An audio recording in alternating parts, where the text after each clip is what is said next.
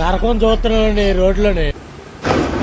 ఈ గత 15 సంవత్సరాల బట్టి నుంచి ఇదే పరిస్థితి. ఏలేశ్వరం నుంచి అడ్డదిగల వెళ్లే రోడ్ ఇది. 15 years నుంచి రోడ్ ఇలానే ఉంది.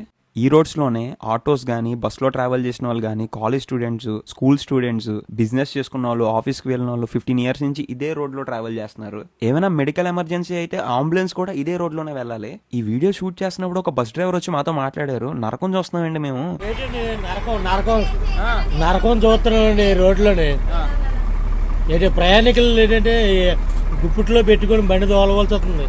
1.5 పడుతుంది జడ్డంగా అన్నవరం తోలడానికి. దూరం తగిలేసింది కదా, బాడీ లేచిపోయింది కదా. ఈ రోడ్ లో ట్రావెల్ చేస్తుంటే లోపల ప్యాసింజర్స్ కూర్చున్నారు. ఎక్కడ ఏ లోయ ఉంటుందో, ఏ గొయ్యి ఉంటుందో కూడా తెలియట్లేదు. బస్ డ్రైవ్ చేస్తున్నాం కానీ భయంతో డ్రైవ్ చేస్తున్నామండి అని చెప్పాడు అతను. ఆర్టీసీ బస్సెస్ అయితే ఆ గొయ్యి నుంచి ట్రావెల్ చేస్తే బస్సు రోడ్డు అటాచ్ అయిపోతున్నాయి. ఇంకో ఇన్సిడెంట్ ఏంటంటే కళ్ళ ముందు స్కూల్ బస్ తిరగబడిపోయింది. లక్కీగా ఏం అవ్వలేదు. లారీస్ అయితే మరీ దారుణంగా ఓవర్లోడ్ వేసుకుని ఇదే రోడ్స్ లో ట్రావెల్ చేస్తున్నారు. ఇంత గొంతల్లో ఆ స్టోన్ ఏమైనా కొద్దిగా ఎవరి మీదైనా పడితే పరిస్థితి ఏంటి? ఈ వీడియో ఏపీ గవర్నమెంట్ దాకా వెళ్ళాలని కోరుకుంటున్నాను. శ్రీ చంద్రబాబు నాయుడు గారు, శ్రీ పవన్ కళ్యాణ్ గారు, సార్ 15 years నుంచి మేము ఇదే రోడ్ లో సఫర్ అవుతున్నాం సార్. మాకు ఈ ఒక్క రోడ్డు వేయించండి సార్, జీవితాంతం గుర్తుపెట్టుకుంటాం.